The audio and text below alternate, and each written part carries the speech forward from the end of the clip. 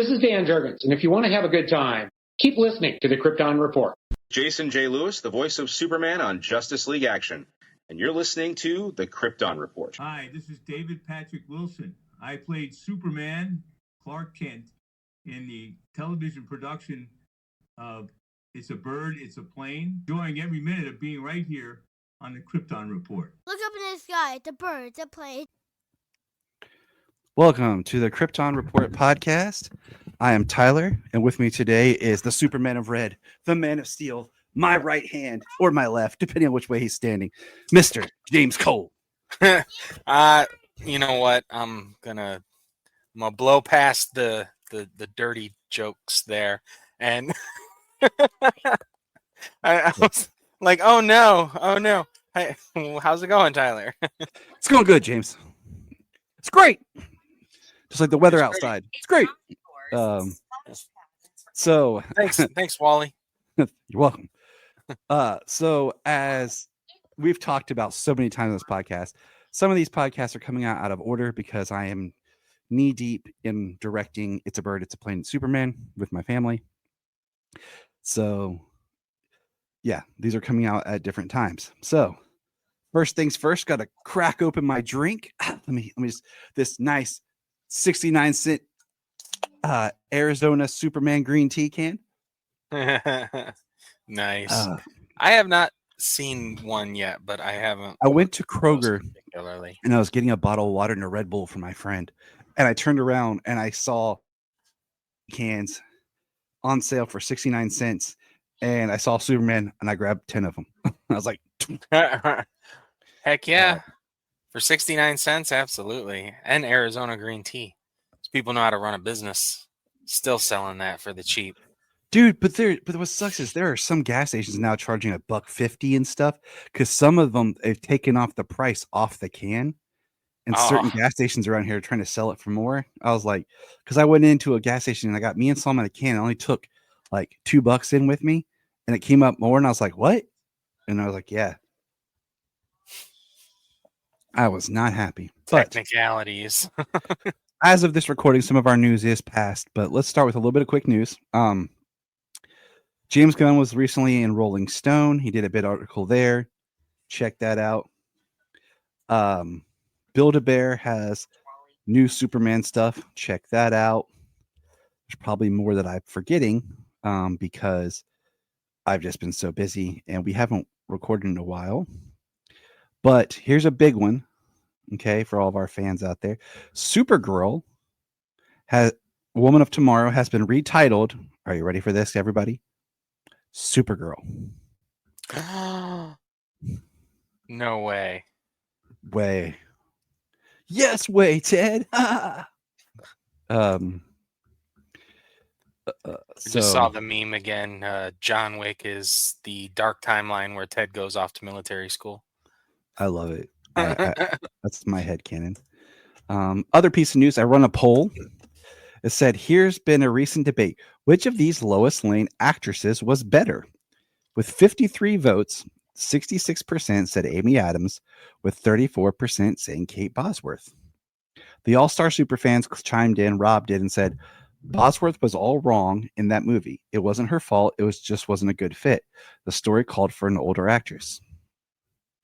Adams did her best with shaky material. It didn't help that she had no chemistry with Cavill. I would love to see her play Lois in a better movie.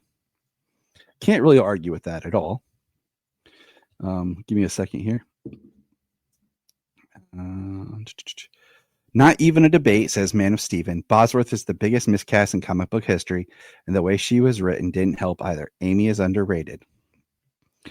Kara at Afbrat 1986 said Amy Adams is a great actress, but her Lois was just terrible. She tried to embody Margot Kidder rather than make it Lois her own. Rocketed from Krypton stated, how is this even close? Amy by a landslide. Let's see. And I go back and forth because I really do think that there's some things. I think Amy did well in Man of Steel, but then after that was kind of downplayed. And the more I've watched Superman Returns, I think Bosworth did well. Well, I mean, in all honesty, when it came down to it, everybody kind of got downplayed as it went because they had to expand. Nobody ever got solo films again, you know? Yep. Superman had to be a supporting character in every movie thereafter, even one where he was second in the title, you know? So, and yeah, that was all pretty much the news that I had. Because like I said, there's probably been stuff I've missed. There's been a lot of cool promotions going around um, for Superman. Hot Topic has a very overpriced, awesome Superman sweatshirt. I sent you guys the link last night. The UK, I saw our friend Luke Bug posted the UK has some Superman cereals, so that's kind of jelly. Oh, And yes, nice. I did just say jelly because that's what I do. Oh, there are now, I don't have the picture up. I'll show here from my phone if you can see it. Superman official Crocs. That was Yeah. one that came out. And I thought about buying them, but I like my red Crocs that I've kind of, made look like Superman. There is, where is it?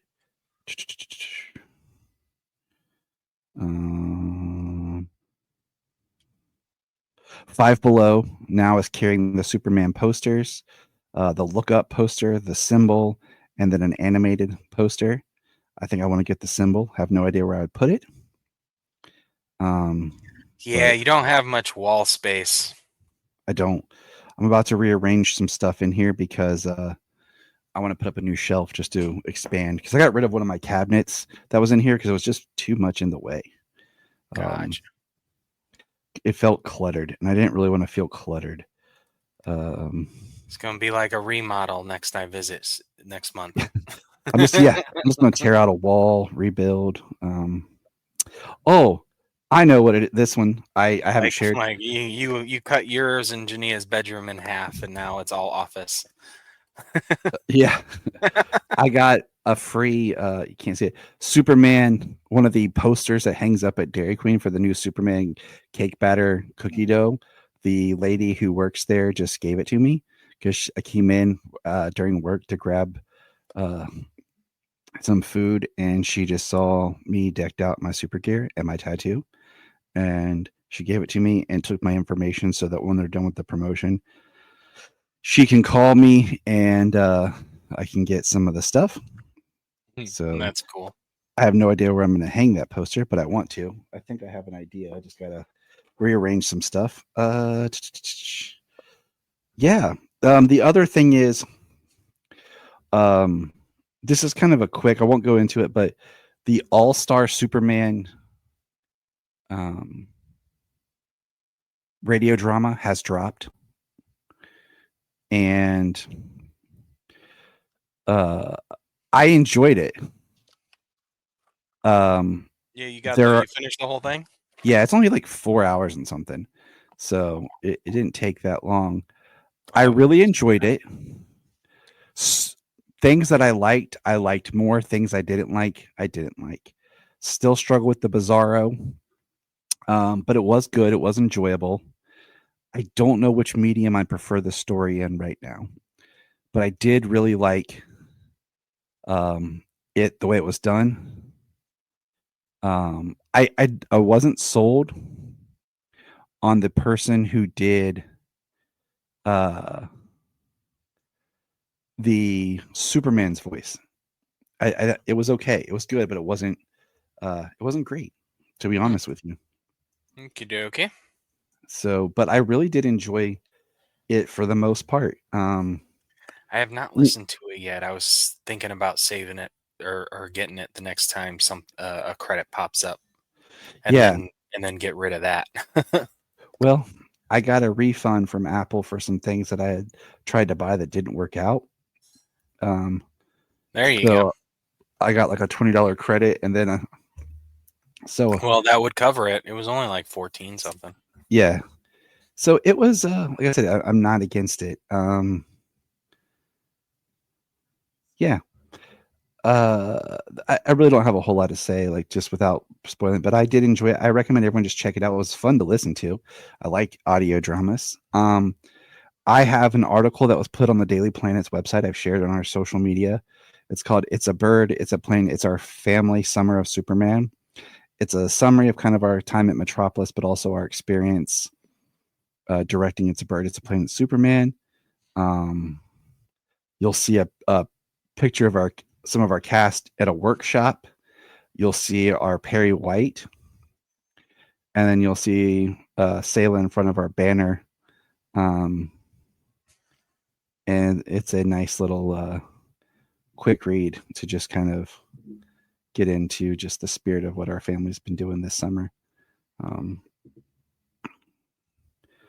But yeah, so James and I have a few other things to share. Toy hunting.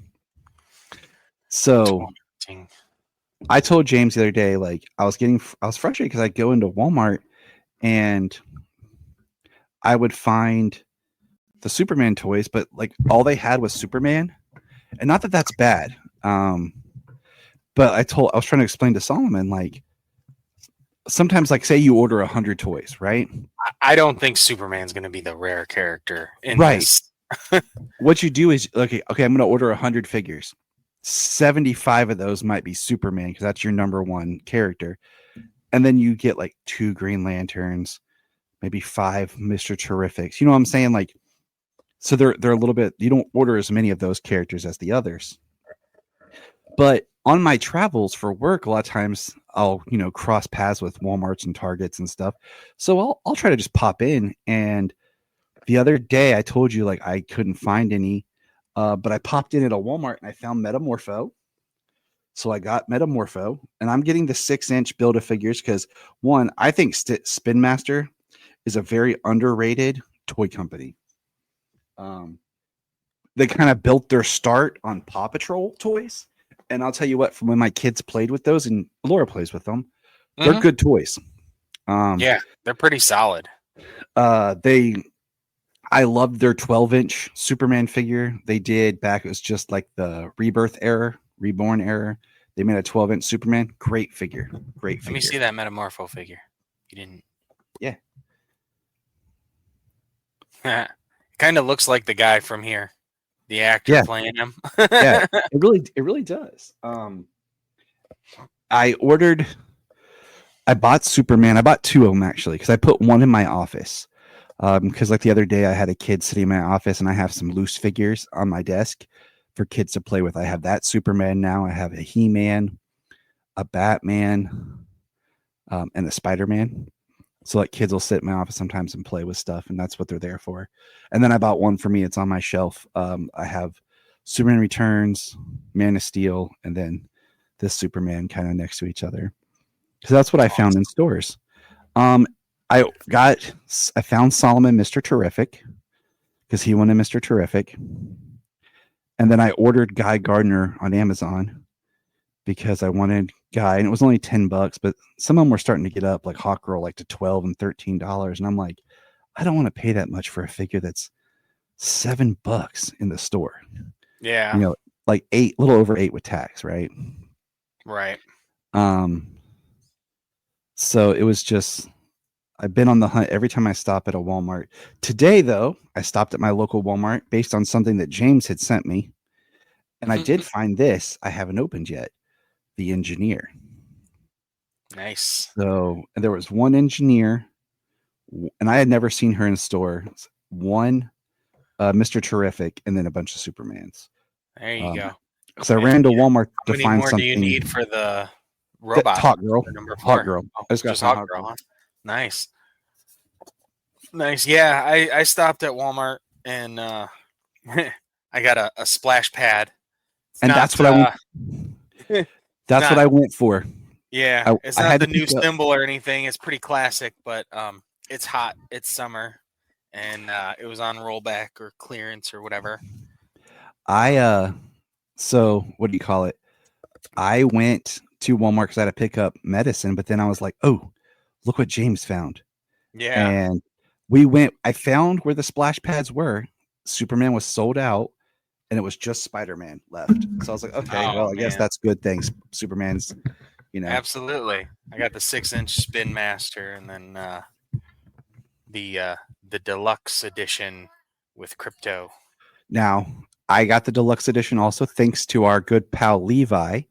Levi, when he had pre-ordered the McFarlanes, when they went on pre-order, I asked him if he could order me one because he's always quick to be able to pre-order, because I was in a meeting at work when they went on sale, and he shipped it to me. So I got that one too. I think it looks great. Yeah. Like I'm excited because we are older. I want to get Ultra. I mean, I want to get all of the McFarlane ones, but I'm really they had okay. Ultraman. They had Luther. I still can't believe they But have. I think They the did not. Terrific and Hawkgirl were like classic versions, not the movie versions. But they had. I think Mr. Terrific is supposed to be a movie version, but they didn't do a Guy Gardner. They didn't do a Guy Gardner one or a Hawkgirl McFarlane, which is weird to me. Because unless they're going to do something where, like, after the movie they do a second wave or something where they release those. But I find it odd that they have not done, like, Guy, come on, it's Nathan Fillion. Why would you not give us a Nathan Fillion? But I would love them to do a second wave and it be Guy Gardner, Hawkgirl, Lois Lane, and Jimmy Olsen. Dude, I'd buy him. I'd buy McFarlane of everything. If they put out Perry White, I'd buy it. They put out Perry White, Cat Grant, Ron Troop, Steve Lombard. Yeah, I would do them all. So, like, speaking of the Daily Planet crew, like, I saw like a 14-second clip, and I was like, all right, that's it. Nothing was revealed, and I'm done. And I saw another clip, and I was like, nope, not watching it. Going into it, only the trailers, only the TV spots, that kind of thing. I ain't watching none of these things. I saw a couple of them. Janine and I did watch supposed to be Jimmy Kimmel, but I don't know, something's going on Kimmel, because it was Jimmy Kimmel's show, but it was Diego Luna interviewing David Corenswet and Nicholas Hoult. And it was a great interview to watch those two dudes talk to promote the movie. So, man, I can't wait. And as of this recording, it's like 9 days to the early screening, the prime early screening that I'm gonna go see. I know. I'm gonna go see it, and then we're not gonna be able to talk for like 2 days at all. Like, we're not gonna be able to talk at all for like 2 days. Something else that's really rad, and then we'll get on to today's topic. If you have Max, there is a show. Like, I'm not much for like baking shows or competition shows like that, but there's one called Super Mega Cakes, and it's like people who have been on all these other like cake shows, like Is It Cake and stuff like that. And the first episode, what it is there's like 6 tasks, but what it is each episode they're kind of like crossing over. So each episode focuses on one team and then that's while the other teams are baking different cakes. But the first episode is Superman. So you have 2 teams baking a cake that has to have animatronics built into the cake. And it was awesome. The 2 Superman cakes were amazing. Me and the kids watched it because they love that stuff. And I was like, well, it's Superman, so let's watch it. And one of the hosts, one of the judges that came out was Beck Bennett, being like from the movie and stuff. Oh, wow. Nice. So, but now that we're 20 minutes into our recording, let's get on with today's topic. Today's topic is called Birthright v Secret Origins.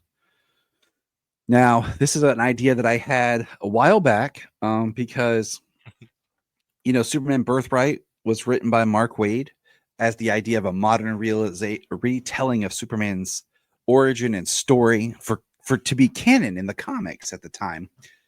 And then like 3 years after it, they had Jeff Johns come in and write Secret Origins, and slowly Birthright became this almost self-contained Elseworlds tale. Now, Mark Waid recently did The Last Days of Lex Luthor, which is a very spiritual feeling to Birthright. And we will cover that later this year. We just had a lot we're covering right now. And I covered it over with our good friend Anthony Desiato on Digging for Kryptonite. And I want to reread it again because let it soak in my mind. So we will be covering that later this year here for us.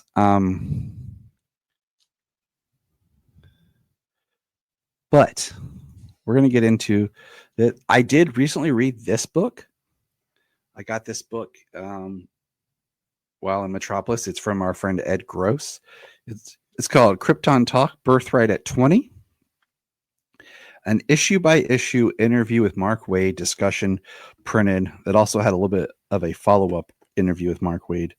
So it was a really nice read to go along with having reread Birthright. So without further ado, let's talk these comics. Now, right off the bat, James, before we break in and discuss these, which one do you prefer? I mean, the one I've had the longest and the one I've read more times is Secret Origin.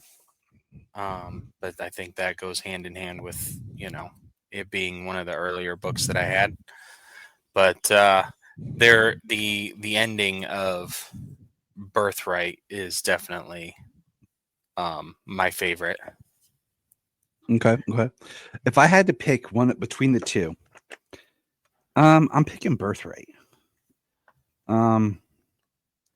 And so the first thing is, now I will say this: if I was going to make a Superman movie, the first half of Birthright and the last half of Secret Origin is what I kind of use for my movie.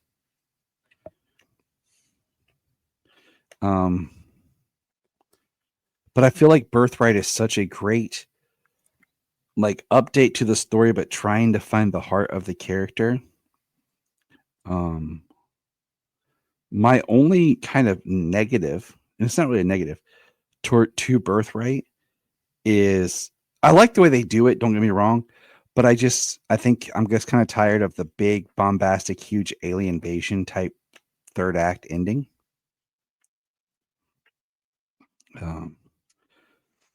Mark Waid said when he wrote this that he wrote it to be like a mini series, with each chapter of Birthright being like its own kind of episode, and I love that, and I can see that. Well, I mean, as a story, I mean, I think I prefer Birthright more because it's more of a story of Clark becoming Superman, not knowing, and it's more of like a linear. Hold on, pause 1 second.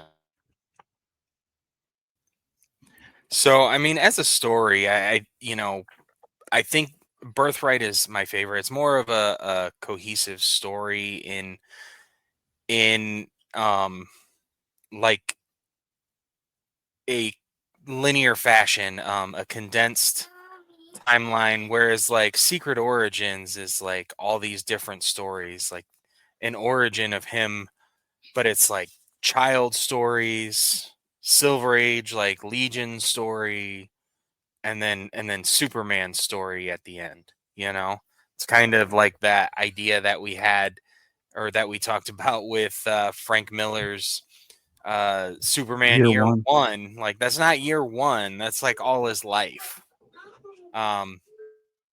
As a story and him becoming Superman, one of the things I like about Birthright is the fact that he doesn't know like who he is, what he is. He doesn't know that he's Kryptonian. He doesn't know anything about Krypton. He doesn't know his parents.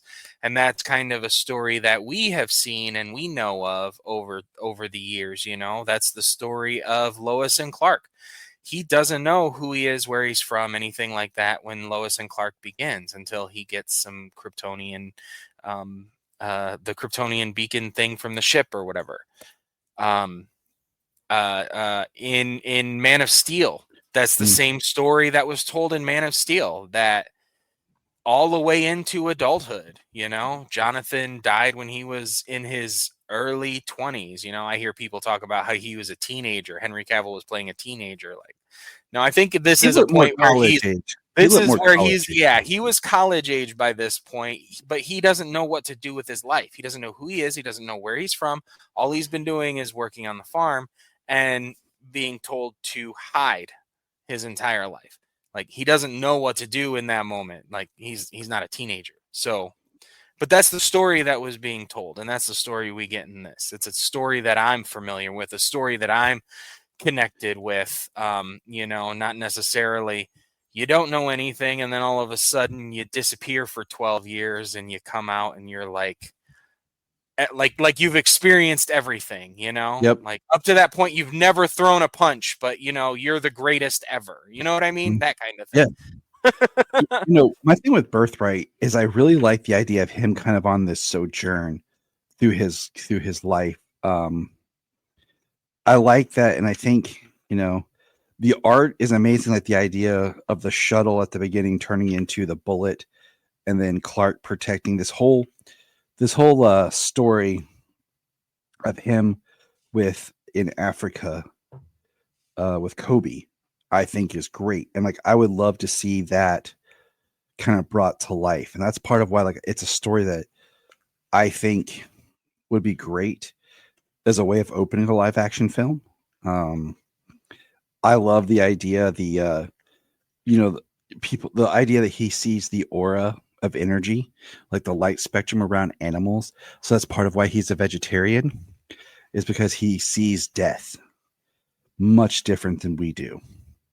And it's something that he just, even growing up on a farm, is something he can't stomach. I really like this beginning with this story and what that means and how he uses his powers to protect, and while doing the same journalism, you know, because he's writing these stories, and it's I don't know, it really touches me. And then, like, when he goes to the farm and we see that Martha's been investigating UFOs, and like the idea that, you know, I always thought it'd be great, the idea that Clark would search and he'd be really into like mythology and everything, because he's reading these stories of these Greeks and everything, because he kind of relates to it. The idea of making the costume and the little bit of Kryptonian imagery they have. And I mean, you can't go wrong with the part where is it? I'm looking for it. He's talking, she's talking about trying to hide his six pack and everything. And he's like, all right, we're going to layer you up. You're going to slouch, put on these glasses, how you're going to act, you know. So they're really kind of talking about his blue eyes and how these lenses from the craft, you know, will help reflect the light differently and everything. And I just they kind of change. They look as though they change the color and the shape of his eyes. So looking directly at Clark, it doesn't look like you're directly looking at Superman with glasses. One thing Mark Waid had stated was he wished he would have gotten to expand the Jonathan storyline a little bit more, about why Jonathan kind of goes crazy and attacks the ship and everything. That was something he wished he would have gotten to do more of.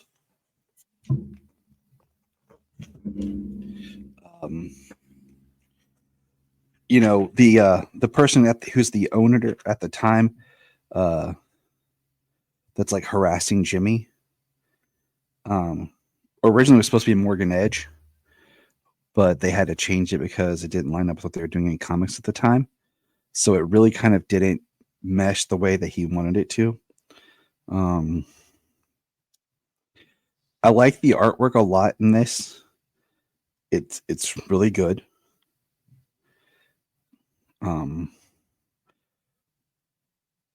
I've always kind of struggled with the idea of Lex being in Smallville. I know that Mark Waid's a huge fan of that. So that's okay. He's allowed to be. I go back and forth with it. But I love this. This is one of my favorite things in Superman comics ever. And I would love to see this in live action. Can everybody see this page, this panel? Okay. Oh, It's is that where there's the shooting going on, and like these people got guns at the school, and Superman traces back to where they bought the gun, and he shoots the gun directly at the guy's face, and then catches the bullet right in front of his face. So he says, "Where's the line? Hold on." 1 minute ago, I saw a little girl screaming because she was staring down the barrel of a gun. She was 9. She will remember it for the rest of her life. So he takes that gun and he shoots it at the guy, and he says, "Now you will too." It's one of my favorite little panels in this whole book. Yeah, and that's one of those things that just shows how empathetic Superman is. You know, the trauma that people experience is something that he wishes to combat as well.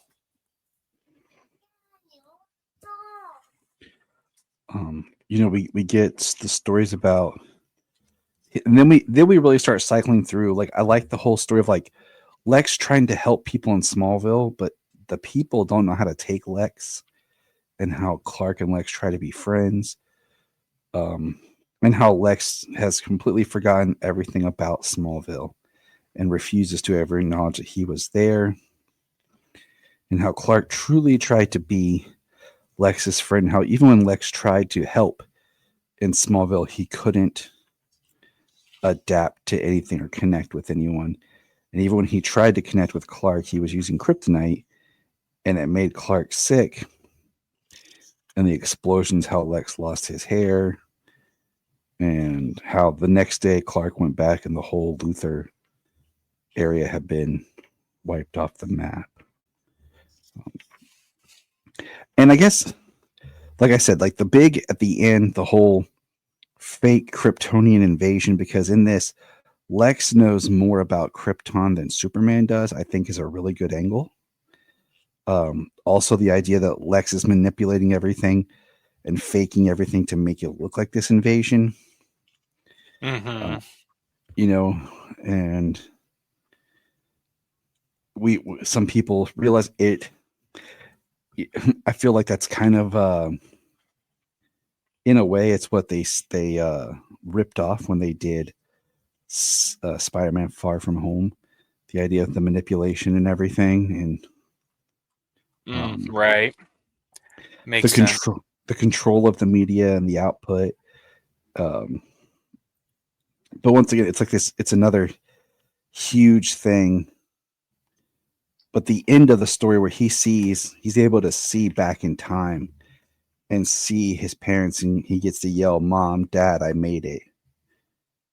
Yeah, I mean, that's just, and then it cuts back in the last pages of the story as Jor-El and Lara seeing the message as Krypton blows up, just brings a tear to the eye. And yeah, it really is a story. The more I read it, the know. more I fall in love with it.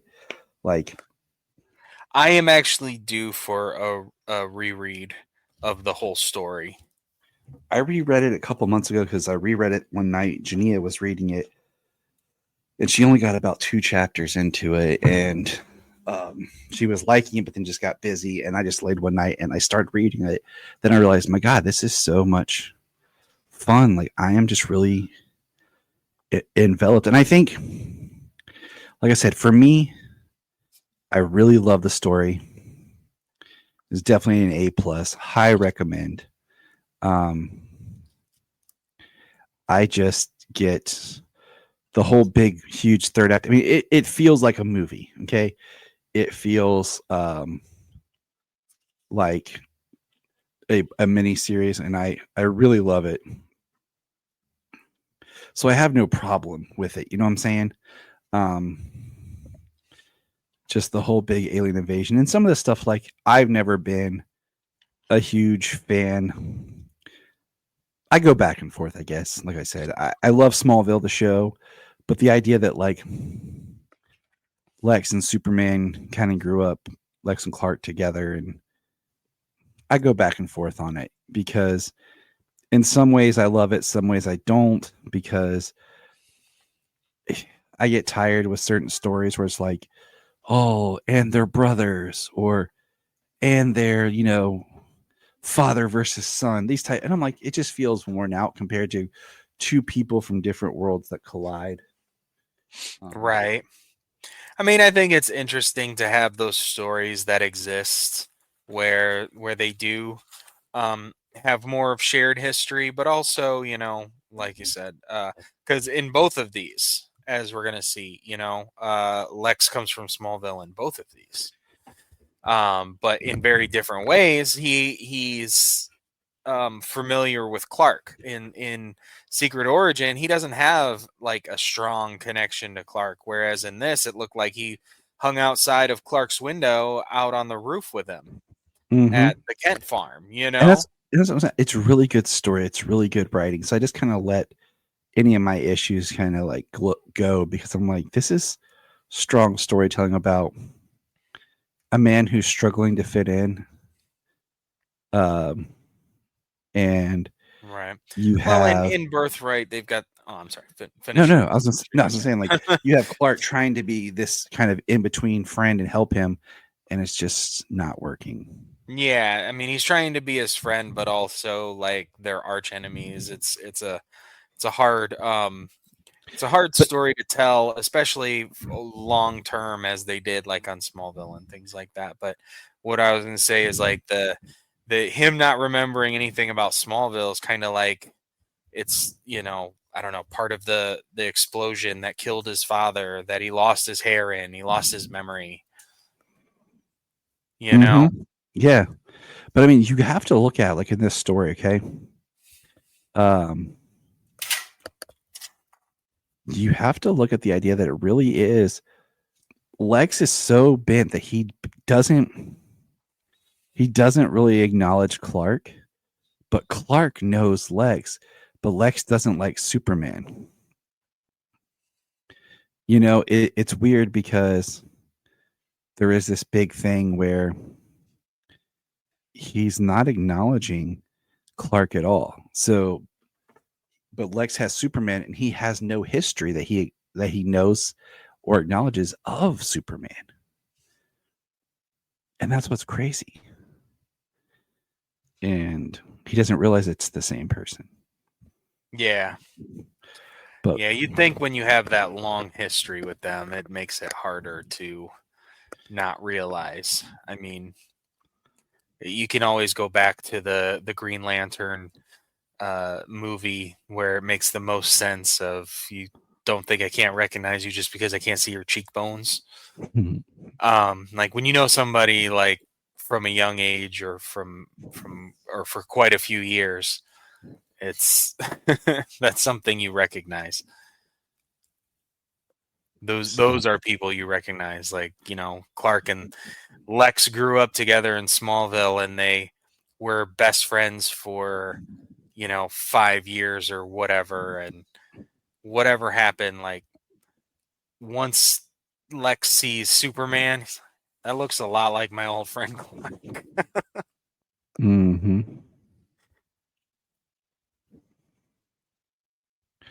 So, all right. So we'll put a pause on Birthright for now, and we're going to move on. Now, a few years later, along comes this guy. Maybe you heard him, named Jeff Johns.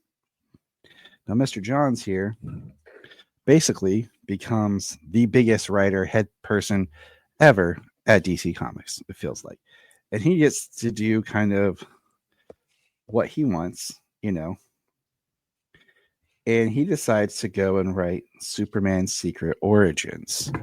And this becomes the new origin, thus kind of pushing out what Birthright was setting up to do.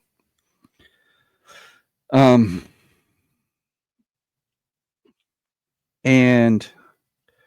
it's it's no secret Jeff Johns knew Richard Donner, worked for Richard Donner, is Richard Donner's friend. Oh, it's my 8 o'clock alarm. And so he goes and he writes this secret origin book, and his Superman comes off. And I'm going to read my notes real quick, then I'll let you talk about it a little bit, okay? Because I don't have my copy because my daughter stole my iPad, and I didn't have time to dig out my individual issues. Because I actually bought this in individual issues. I found it at the comic book store. I really wasn't sure what it was, but it said Superman Secret Origins. And at that time, my best friend was really loving Jeff Johns' run on Green Lantern. So he said, "Oh, Jeff Johns." He's like, "You have to read it." So I said, "Okay," and I did. But this is my notes on Secret Origins, written in my handy dandy Superman notebook. First issue, too much happens. It's all crammed. Second issue is Legion of Hero and Superboy and Lex. It doesn't feel original. It feels like a remix of what's been before. This is the type of story that you tell if you're trying to make a film, where you're trying to incorporate a lot of story from different eras into one story. That would be the way to tell a movie, because that's what it feels like. It feels like a story for a film. Clark / Superman is too much Christopher Reeve. Other characters aren't. It feels like a step backwards for Superman and the character. I do like the use of Metallo and Parasite. I like that Jimmy gets the photo. The look up of the look up to the city. I like that. I like Cat, Lombard, and Troop being a part of it. Some of the references I put are dated. Like her talking to the crowd is too short. I do like. I can't even read my own handwriting. But anyways, so that's my quick notes. It feels like he just wanted to take Superman back to being Christopher Reeve. The way that they drew it and everything looks more like Christopher Reeve than even in the Superman 78 comics that we recently had. I think doing the whole Legion and part of it, I didn't really like, because I've never really been a huge fan of the Superboy and the Legion. So, and I really just feel like just the whole portrayal of Clark feels outdated and not for a modern era, the way Birthright was making Clark feel like this is how Clark Kent would be today. It felt like this Clark Kent felt like a fish out of water, but a man out of time at the same time. But I do like, because the first two issues are like, the first issue is good. There's a lot in it that I like, but it's too much. It should have been more issues. The second issue is more of the Legion part, which is my eh. But then when he gets to Metropolis and like issues 3, 4, and 5 and stuff, I do like that. I like the small scale. And that's my big thing that I like about it, is the small scale of Parasite and Metallo being the first two villains. I think it's interesting because they have similar ideas where they both kind of have the ability to, and I think it's very scale compared to it being a Kryptonian or an alien invasion. It's very Earth-based for his first big outing, which I do like. But yeah, I'll let you take it away and kind of talk about it as you have the book in front of you. I mean, I mirror a lot of what you said. I mean, of course, Gary Frank's art. Amazing. It's amazing art. Amazing art. But clearly wanting him to be Christopher Reeve Superman. Kind of wanting this to almost lead into what that would end up being. Amazing artwork, though. Like I said, it tells a long a long form story. Lot of his life. The Lex part of the book is very short, of Lex being in Smallville.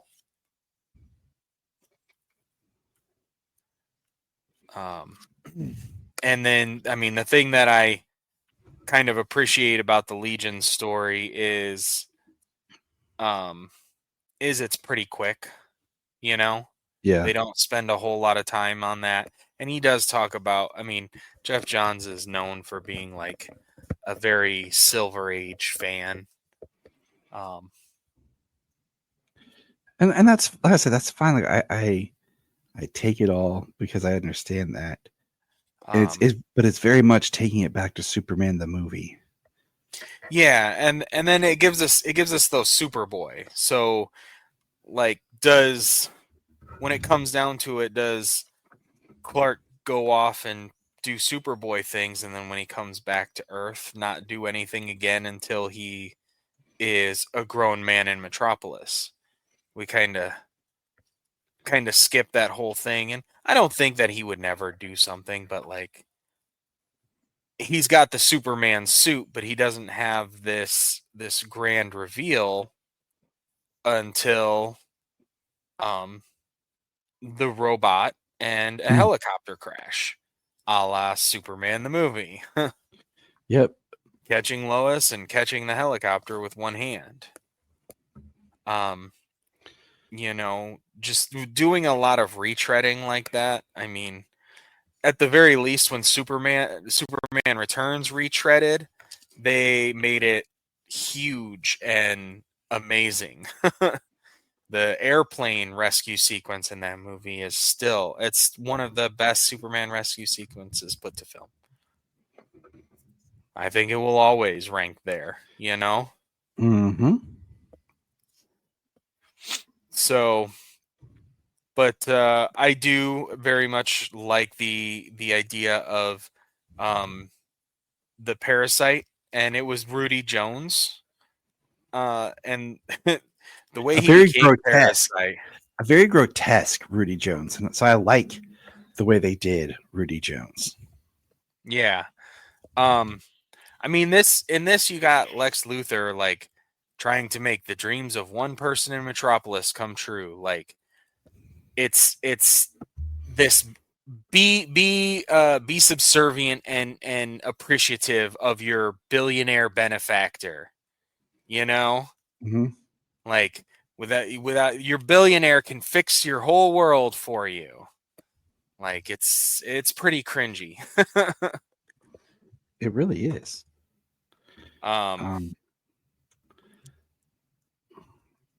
I do, but and then the things panel that they where do. John Corbin. I do like the way John Corbin is a military man that works under General Lane. I think that's a great way of putting him in there, and he's trying to flirt with / hit on Lois. And then when he goes to shake Clark's hand, like Clark like half crushes his hand. Well, yeah, he's trying to intimidate Clark, and he's not having that, and especially after he is handsy with Lois. Mm-hmm. John Corbin is very much a guy who is terrified of rejection. So I think that, like I said, I think the villains really work in this. But for the most part, I just feel like you're trying to make Chris Reeve Superman in the comics. You're not trying to actually make a comic book Superman. Yeah.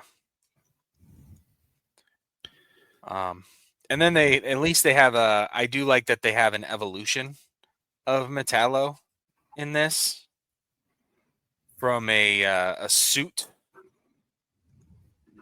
with Lex's mineral, his kryptonite from earlier from the beginning of the book, and then into this the cyborg type Metallo he becomes. Yeah, that's actually a very unique kind of way of doing it. Yeah, I really like the Metallo at the end of this. That is one of the things, and him being a crappy person and serving in the military under General Lane, I do like that as well. I always liked that version of Metallo in this. I know the version I grew up with was the animated series one, but I once I read this one, I was like, that's a really cool version. I could see them making that a version in a film, a live action movie or something, you know? Mm-hmm. Absolutely. So, if you were to pick one of these as your go-to, which story would you rather? First of all, which story would you rather read, and which one would you rather be the origin of Superman? I think I'd have to go with. I would think I would have to go with Birthright. I think I would have to go with Birthright over For Secret both? Origins. Yeah, I'm gonna go with both as an origin, and which one I'd rather read. They're both really good. Secret Origins does have a good story and some compelling characters and a good ending, but the impact of the ending of Birthright is just, it's something that I just have a lot of empathy for. I guess the idea of, because I don't know if I could, you know, if it was possible, maybe, but I don't know if I could send my my child away in such a manner, and that be. I mean, I'm sure if there was a way, I think we all would want to try, you know. Mm-hmm. But sending a child away and then that being it, dying without knowing, the planet exploding without knowing, but actually them having a confirmation like that, Mm-hmm. for those characters, that's huge. Because like the last thing that they say is, "We'll never know." You know, she says, "You've got nothing to be sorry for, my love. You gave Kal-El all a father can give his son. You gave him every chance. But will that be enough? We'll never know." And then the fact that they do, and one thing I like is that Wade establishes in this is he gets the S curl in his hair from his mom. Because I think there's so much play up for Superman with his father, Jor-El, and so many times I think Lara is left out. I love that he gets the curl from his mom. I like the look of Krypton's pretty cool in this. Don't really have anything against it. I like that he's not establishing everything crystallized. He's not trying to be Superman in the movie. He's trying to show a different Krypton because, as we've talked about before, is Superman the movie is the one that really brought in the idea of the crystals and the very icy look to Krypton. I think Krypton, the TV series, did it best by mixing the different ways that Krypton has been portrayed into one image, one style. Yeah. So I think. I mean, I think it did help the idea of this sterile world. I think it was a little bit after that, post that movie and probably post Crisis, where it became like this harsh, sterile environment. And then that being with its peoples and stuff like that too. Mm-hmm. So, but what does everybody listening think?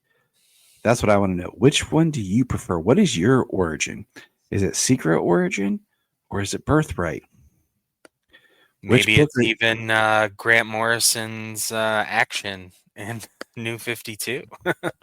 I mean, yeah, but that's a whole nother. That is. We covered that already. Yeah.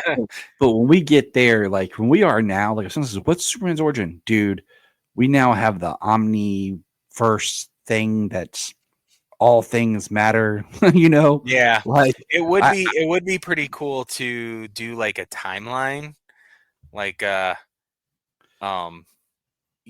use the idea that the life cycle isn't exactly the same, you know, But I mean, you that got that a decade is more like a year, whereas, all these events can happen.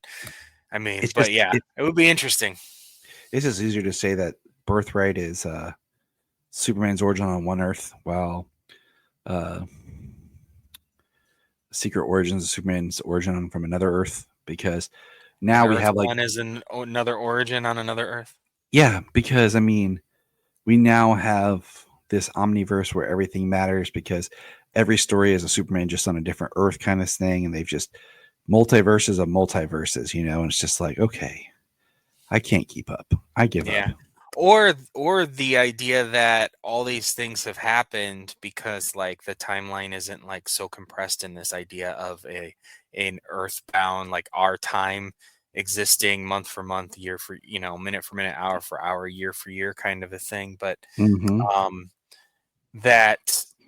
that if somebody wanted to dredge up a story from any decade and they have something to tell about it or a sequel story to tell about it, that's something that's possible in the current form of the DC universe.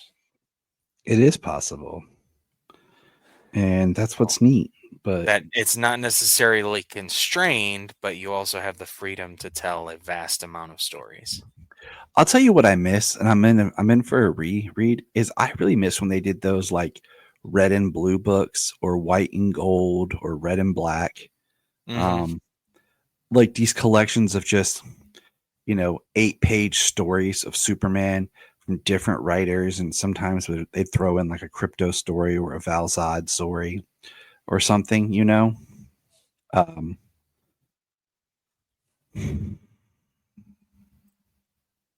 uh, so I kind of like really miss that.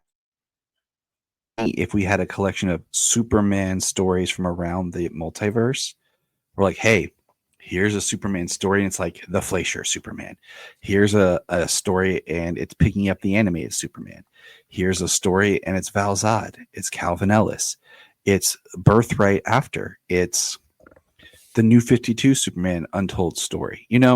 Like the idea of like these different versions or different times of Superman, or like All-Star Superman right before the events of All-Star Superman. Mm, It could just be a right. fun little book of really hitting on the multiverse of Superman. Right.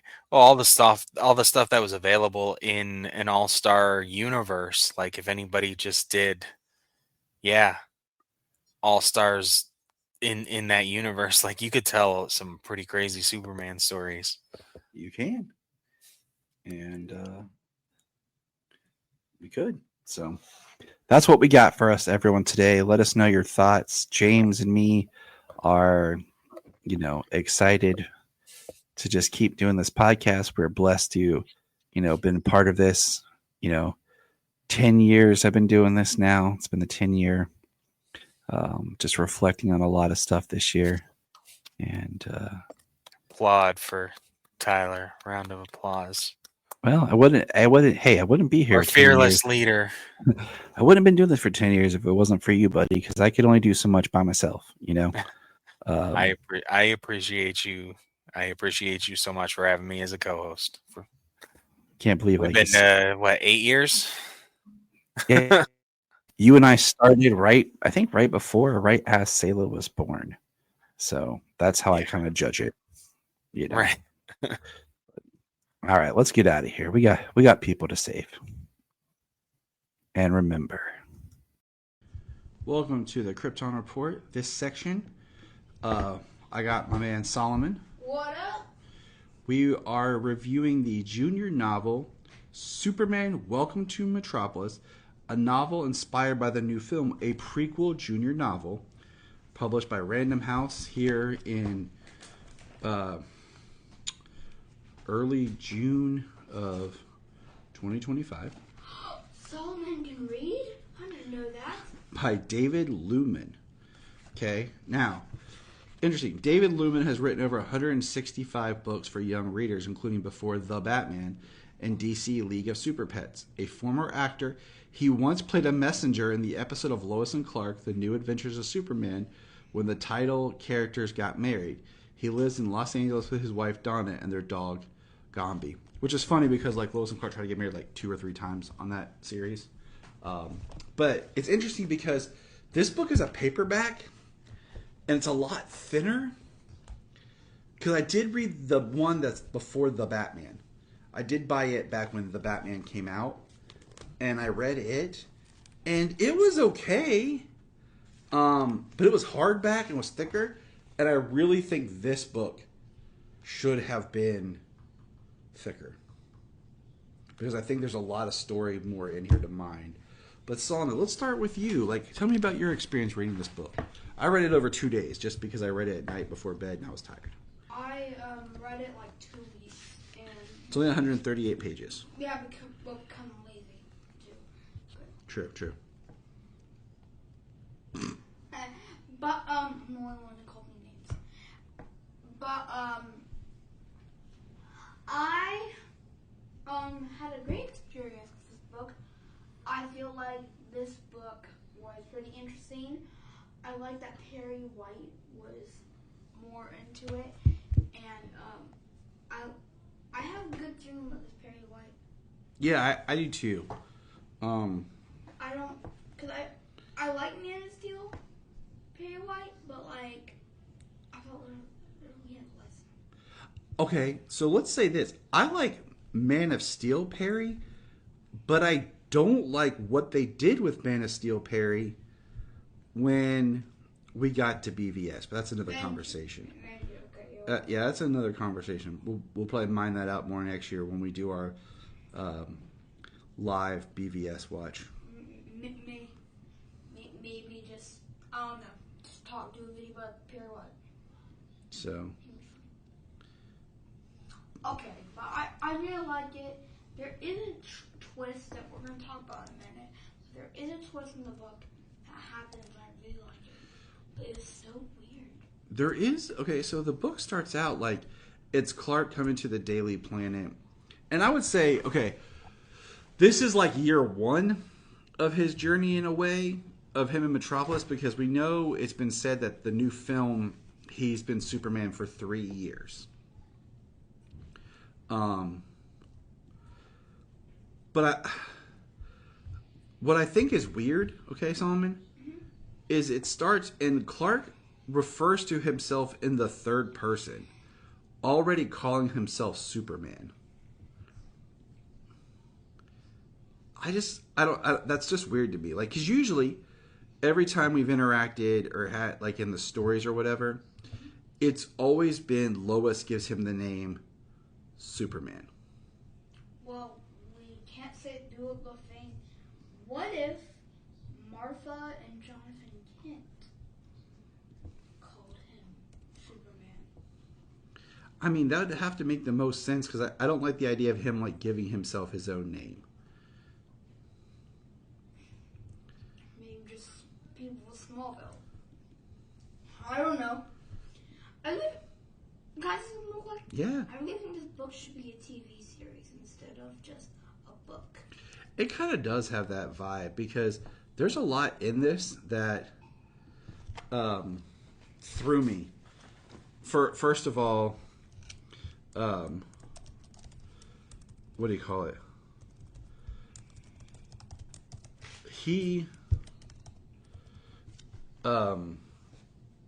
Lex doesn't know Lois.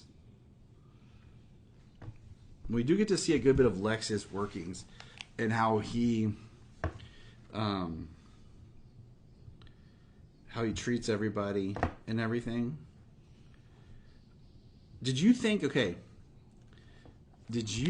that we were going to see Toy Man in this? No. When they were at the toy factory, you weren't thinking it was going to be Toy Man? No, I actually didn't. I mean, now I'm thinking about it, yeah, it could have been, but I just started the book and I'm like, I don't know what's going to happen. Like, I don't think there's going to be a super big villain, which there was. but we'll touch that in a minute. But yeah, I didn't do Superman. Sorry. No, you're fine. But what do we get in this book, Solomon? We got Metallo. Right. Which is so weird. On Superman's first... His first, like, Luthor basically just, like, doesn't know kryptonite affects this new guy, Superman, but yet he just happens to have found it to power Metallo. Which I think was weird. But, yeah, I feel like this book should have been longer. I felt like this book should have been a TV series instead of a book. Yeah. But it was so weird. It was weird. But I just kept thinking the way they did Metallo in this, it's almost like they made Metallo a throwaway villain. You know? Because now it's like, oh, Metallo. Yeah.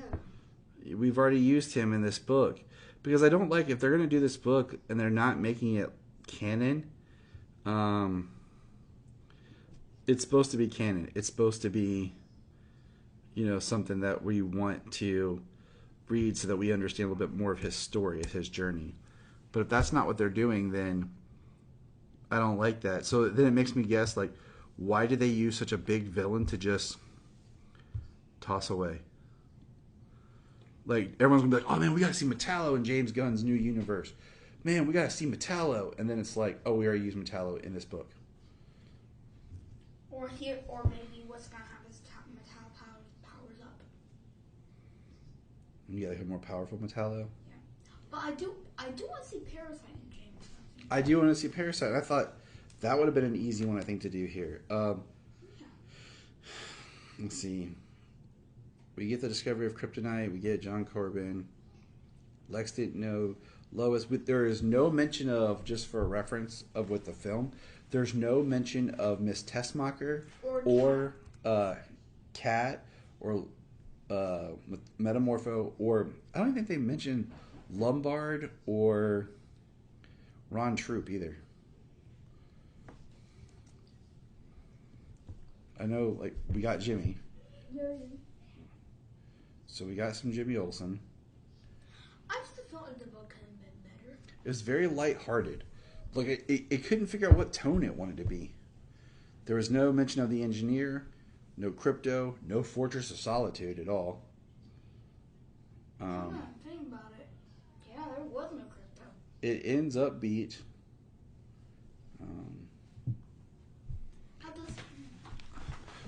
But we did. Who else did we meet in the book, though, Solomon? Well, I forget his name.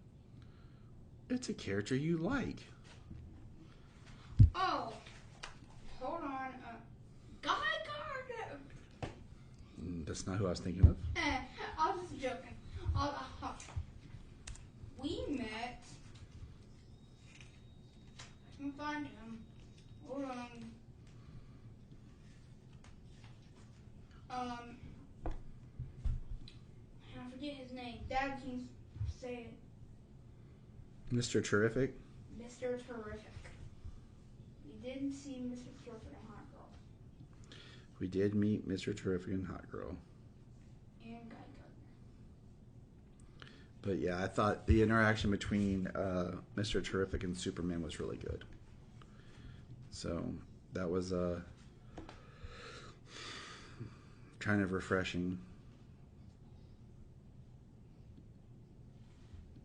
Because it was really setting him up. Like I told you before, I think we're going to have Mr. Terrific do his own thing. Yeah.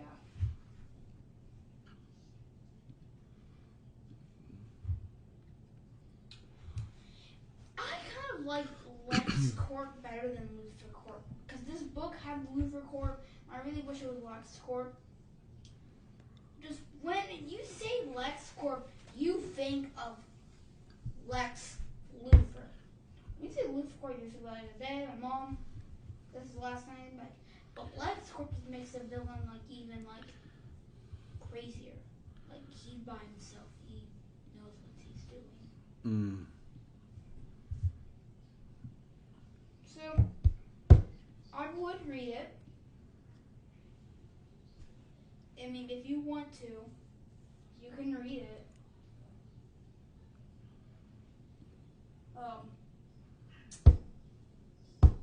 I really want. I recommend for you guys to see Superman the movie coming out July 11th. Yeah, it was a nice little short book. If you get a chance to read it, it's fun. Check it out, like from your library, or it's only like $7 for the actual book. You know, it's a great book to have Solomon read, just part of his summer reading program. That's my first book I finished. Yeah, you need to mark that on our paper. So, goodbye, guys, and always remember, look up in the sky. Look up in the sky. Welcome to the tier maker of Perry White. I'm Tyler. I'm Solomon. That's right, Solomon, the editor-in-chief of the Daily Planet for It's a Bird, It's a Plane with Superman. Now, we have here 1, 2, 3, 4, 5, 6, 7, 8, 9, 10, 11 live-action Perry Whites. Yeah. Now, our categories, so our S-tier top category is editor-in-chief. Okay? Our next one is reporter, which is like our A. Cub reporter, which is our C. Our D is copy boy. And then our bottom is basement / you're Jimmy Olsen's assistant. Okay? Now we're just going to randomly pick, and we'll talk about each version here. We'll go with this one right here. This is the Perry White from the televised ABC It's a Bird, It's a Plane Superman. Well, I haven't seen this one yet, but he looks okay. Based watching it, I'm gonna put him in basement. Yeah, I put him in the basement, honestly. Boom, you get down there, chunk. Yeah. Okay, so let's go. Superman Returns. We just watched this one. Superman Returns. He was okay. Like, he didn't have a lot of talking lines, but he was okay. So I really think he should go and co-reporter. I agree with you. He was okay. You know, not great. Mid. All right, we're gonna go with. All right, so this is the Perry White from the original Kirk Allen serials. I might have to go copy boy. You know what? You read the same mind. Like, he was serviceable. He was good. Nothing great standing out. But he's not that. He's not that. Memorable. All right. So now I'm gonna grab a Perry White right here from who was in one episode quickly in Superman and Lois. Basement. He just came off as bland. Like, there was nothing I liked about him. I think he might be in 2 episodes. I think we saw him again maybe in the episode in season 4 of Jimmy Olsen, other than just the pilot. But still, I did not like him at all. There's got to be a charm to Perry. Maybe after this, maybe we'll do animated Perrys. That could be fun. Oh God. All right. Smallville's Perry. Smallville's Perry White. Now I'm sorry, guys. I haven't seen this one yet. But I'm gonna go Cub Reporter. I'm balancing between Cub Reporter and Reporter, and I say that because this is like Perry before he's Perry, and he kind of goes back and forth. So because he's not the editor-in-chief yet, I'm gonna go Cub. But he's good. He's on his way there. Yes, he is. All right. Now we're gonna go to Lawrence Fishburne. He's a reporter. Yeah, I like him in Man of Steel. I don't like what they did with him in Batman v Superman. Yeah. So looking at him just from Man of Steel, I'm gonna go reporter. All right.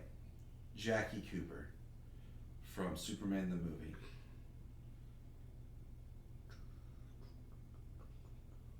Let's put him in color reporter. No, Jackie. No, sorry. He's reporter. Really? Yeah. Okay. I haven't watched. Sorry, guys. I need to watch. You watched it with me. I know it's been a while. It's not been. It's been a little bit. Watch him say I did watch that one, Sayla. But you and I did watch some clips though together. Okay. Right here. He is Perry White on the George Reeves The Adventures of Superman. I want to know where you think we should put him. Basement. Yes. He is mean as crap. He is so mean, so grumpy. Like, you can be disgruntled and grumpy, but you don't have to be mean. Like, he treats Jimmy like garbage. I'm like, dang, dude, I just not like you as Perry White at all. Like, out of the three that are down there in the bottom, he is my most bottomed. Okay. This one. Solomon Patrick. No. Nope. Okay. Alright, fine. Wendell here. He's going to be the new one in the new film. Where do we think he's going to be in the new film? For right now, I would put him reporter. Okay. But we'll have to reevaluate. But yeah, for right now, I'm thinking reporter. Yeah. All right. Lane Smith from Lois and Clark, The New Adventures of Superman. Editor-in-Chief. I think he found the right balance. I really like him as Perry White. I still think he's the closest we have to definitive Perry White, but I think there's still a better performance that can be captured. So, all right, Solomon Patrick, where are we putting him? Definitely editor-in-chief. You're going out editor-in-chief? Okay. Editor-in-chief. There it is. There's our rankings of the whites of the Perrys. The whites of the Perrys. Love it. Thanks, guys. Check out the link for your own ranking. Look up in the sky! It's a bird! It's a plane! It's